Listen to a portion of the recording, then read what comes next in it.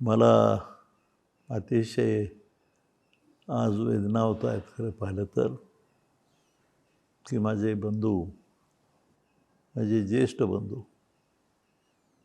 ज्यांनी पहिली देणगी आळंदी देहू परिसरला दिली, ज्ञानेश्वर तुकारामाच्या नावाने दिली आणि त्यातून एवढं कार्य उभं राहिलं.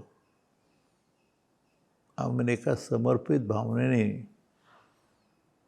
हे कार्य उभं करण्यासाठी माझ्या बंधुतुल्य अशा डी.वाय. पाटलांना मी त्यांच्या कार्याबद्दल अतिशय मनापासून आदर व्यक्त करतो आणि भावपूर्ण अशी श्रद्धांजली माईस MIT पुणे संस्थेच्या वतीनं समर्पित करतो असं मला वाटतं.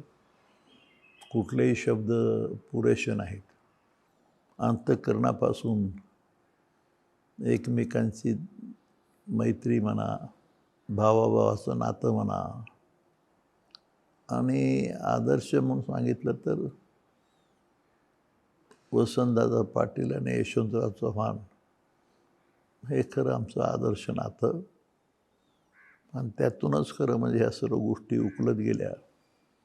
महाराष्ट्रातल्या खाजगी कॉलेजेसची उकल आणि त्याचं जे स्वरूप आणि त्याच्यातूनच आणि संपूर्ण जगाच्या समोर अशा प्रकारचं एखादं कार्य उभं राहणं, त्याच्यामध्ये डी.वाय. पाटलांचं कार्य, ते गव्हर्नर झाले, बाकीच्या सर्व गोष्टी, पदं निर्माण झाली मोठी, याच्या पेक्षाही खरं म्हणजे संपूर्ण त्यांचं जीवन या बाबतीतलं एक चांगला महान शिक्षणतज्ञ, विचारवंत आणि दिलदार असं त्यांचं एकूण संपूर्ण जे मन आहे त्याचं मला विशेष नवल वाटतं.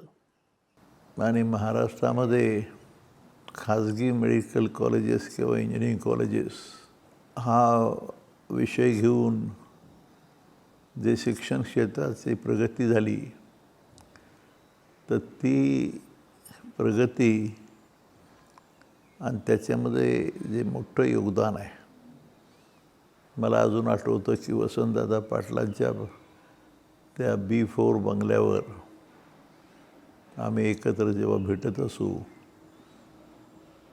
तर तिथे पहिलं त्यांची आणि आमची भेट, त्याच्यामध्ये ते स्वतःला मला धाकटा भाऊ समजून या संपूर्ण कार्यामध्ये बघत असत. आणि तो जो धागा आहे शिक्षण क्षेत्राचा आणि आळंदी देहू परिसर विकास समितीचा, हे दोन धागे असे आहेत की जे दोन धागे आम्हाला एकत्र जास्त जोडले गेले. एक दिलखुलास असं व्यक्तिमत्व,